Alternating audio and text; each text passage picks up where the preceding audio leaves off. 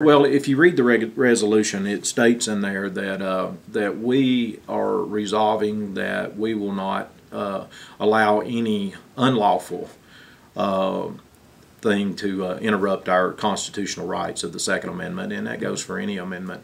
And so, if it's found that it is a legal obligation, then yes, we will follow what the federal government says. But it's going to have to be illegal, not a mandate just from the president or not a mandate just from Congress. It has to follow what and make it into law, and it's going to have to change that. So yes, we are saying that we're not going to follow any just anything that comes down from the White House or from any other entity that it's not the total government of the United States of America. We've done some research on it and everything. Our city council, or our city clerk here, Linda Dinkle, she did a lot of research on it, and she pulled up some of the ones and some of the language that the other ones used.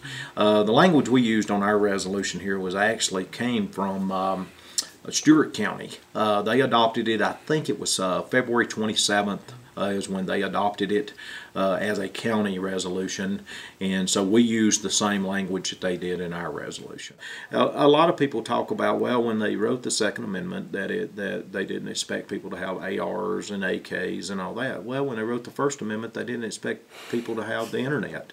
They didn't expect to have Facebook. They didn't expect everybody to carry around 2 cell phones, with internet access immediately. I mean, that was never pictured in there. So that argument can't hold water no matter which way you look at it.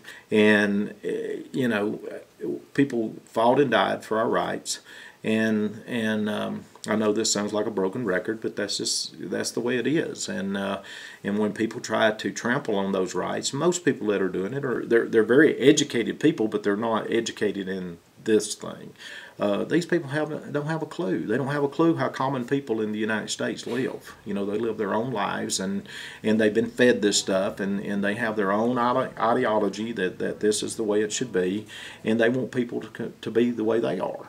And that's not what America is about. America is about freedoms, and it's about our Declaration of Independence, and it's about our amendments to our Constitution, and for us to follow these. So, I think you'll find here in Syracuse, America, that most people are going to feel the same way.